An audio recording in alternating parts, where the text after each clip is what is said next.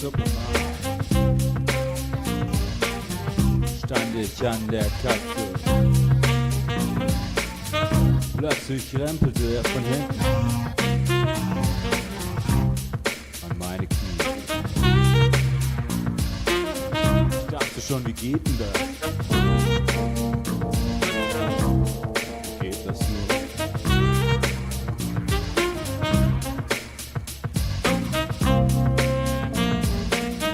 Es ist der elektrische